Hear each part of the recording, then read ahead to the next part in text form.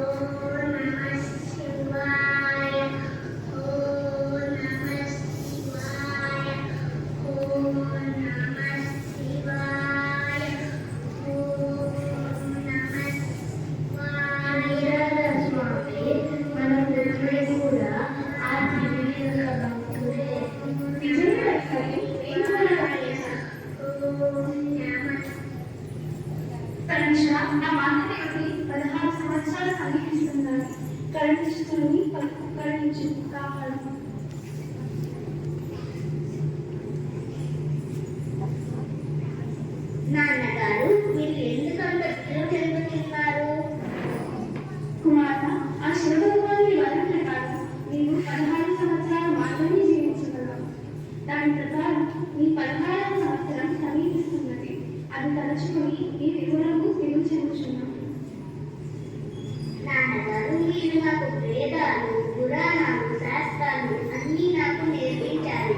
భగవంతుడిని మనస్ఫూర్తిగా ఎవరైనా ఏదైనా కోరుకుంటే ఆ కోరికను తప్పకుండా వింటారని కూడా మీరు నాకు నేర్పించారు. నేను 16 ఏళ్ళు మాత్రమే జీవించగలనని ఆ శివుడే కలుగుతుంది. నా జీవితకాలాన్ని పెంచమని నేనే ప్రార్థిస్తాను. నా స్వచ్ఛమైన ప్రార్థనలు తప్పకుండా సమాధానం ఇస్తారు. అలాగే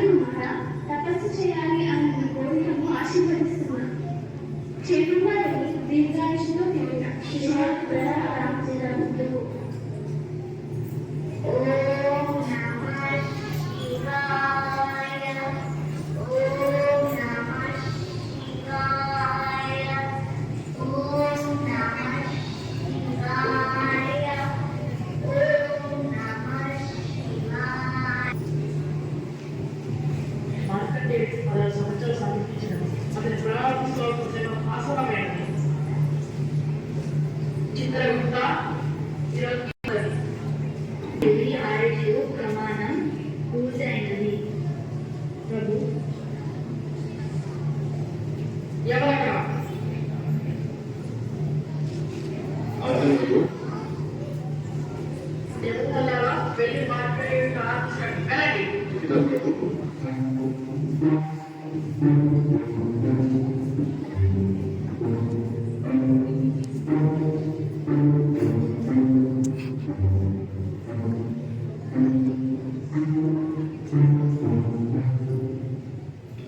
ఏమి ఆశ్చర్యము ఏదో ఆశ్చర్యం వచ్చిందని కౌశంలో కప్పట్టుకుంటున్నది.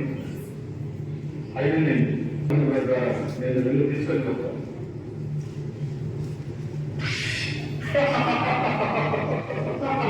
ఇప్పుడు ఏమి బయట తీసుకెళ్ళాను.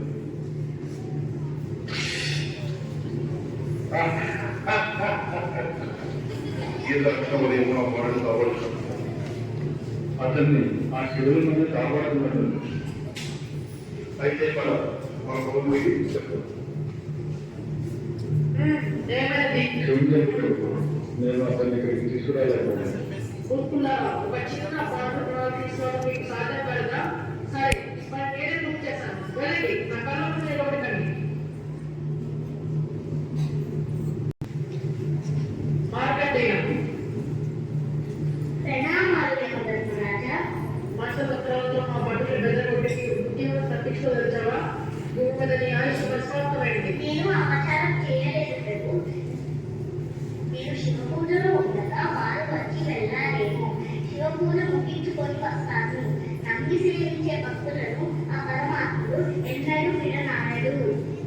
వీళ్ళు తక్షణమే నీ వెంట రావాల్సిందే. శివదర్శనం కానిదే నేను మీతో రాలేను. నా తపస్సుతో శివుడి వ్యక్తికి శివభగవానుని దర్శనం పొందుతాను. శివుడు సాక్షాత్కరించినప్పుడు నీ వల్ల నీ శివపద నాకు అతను వదలాలు. కర్తవ్యం ఎవరు నిర్దేశించిన కర్తవ్యం? ఇంద్రాది దేవతలను, సూర్య చంద్రాది గ్రహతారులను, సకల జీవకోటిని సృష్టించినది మీకు అధికారం ప్రసాదించింది ఆ సర్వేశ్వరుడే కదా. ఆ శివపూజకే తిరస్కారం, అపచారం, మహా అపచారం. ధర్మదేవతలను నాకే ధర్మాలు ఉపదేశిస్తున్నావా? నీ అంతకు నీవే వస్తావా? సరే, లేకపోతే బలవంతంగా బంధించి తీసుకుపోతా. మీ ధర్మం మీరు నెరవేర్చండి. నా కర్తవ్యం నన్ను నెరవేర్చుకోనివ్వండి.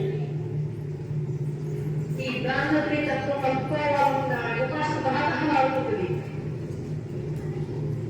పరమేశ్వర నన్ను కాపాడు, పరమేశ్వర నన్ను కాపాడు, పరమేశ్వర నన్ను కాపాడు.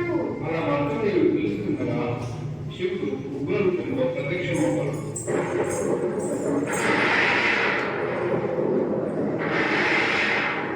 యమధర్మరాజా, నీకెంత ధైర్యం ఉంటే నా భక్తుడిపై నిలపాల్సిన విసురుతావు. పరమేశ్వర, మీ అనుగ్రహం ప్రకారం మార్కండేయుడి పదాలు సత్యం సమీపించినవి. అందుకని నేను సృష్టి ధర్మాన్ని నిర్వహిస్తున్నాను. అది నిజమే, కానీ మార్కండేయుడి యొక్క భక్తికి నేను పరిచయించిపోయాను. అందుకే మార్కండేయుడు ఎప్పటికీ జీవించే ఉంటాడు. లేదు ప్రభు, నేను నా సృష్టి ధర్మాన్ని నిర్వహిస్తాను. నన్ను సెలవు కోరిన భక్తులపై పాసం బయట వాళ్ళ కలుగు ఫలితాన్ని నువ్వు అనుభవించదవు.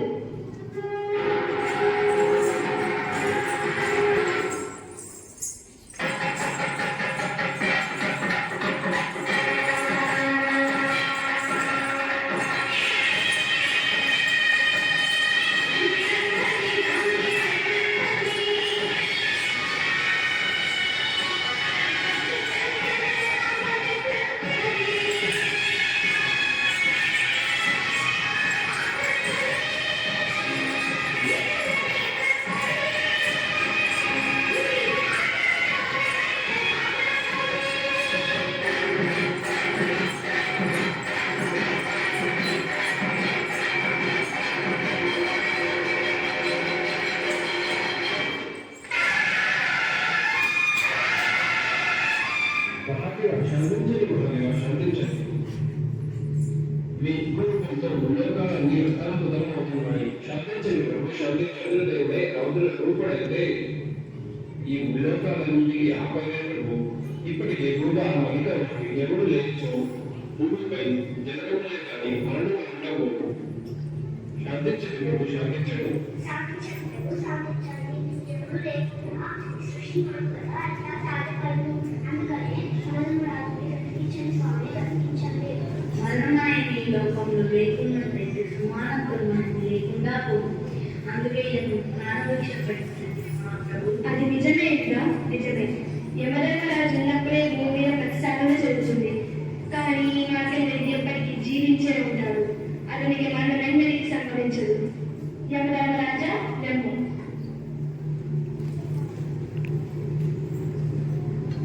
హర హర మహాదేవ శంభో శంకర. హర హర మహాదేవ శంభో శంకర. తొందరపడి మార్కెట్ అవకాశాన్ని విసిరాను. నేను చేసిన తప్పు దయచేసి క్షమించండి. ఇప్పుడు నేను విశ్వాసాలను భక్తి యొక్క శక్తిని గ్రహించాను. యమధర్మరాజా, నా భక్తులు ఒకటి నేనొకటి కాదు. నా భక్తుల ప్రేమే నా మందిరం. ఎందరూ నా భక్తులపై ఉపచారం చేయదు. ఇక నుంచి నీ కర్తవ్యాన్ని ఎప్పటిలాగే నిర్వహించు. ధర్మపాలన కొనసాగించు. ప్రణామాలు స్వామి. వత్స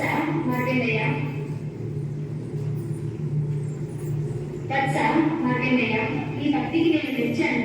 నీకు నచ్చిన వాళ్ళని కోరుకో. మహాదేవ, బ్రహ్మానందకరమైన నీ దర్శనం వల్ల నా జన్మ ధన్యమైంది స్వామి. నాకు ఇంకేం అక్కర్లేదు. ఈ జన్మకి చాలు పరమేశ్వర. నీ తల్లిదండ్రులకు చెప్పు మార్కండేయ. దీర్ఘాయుష్యులపై భక్తిని కావాలి. నా ఆశీస్సులు నీకు సర్వదా ఉంటాయి. తదాస్తు.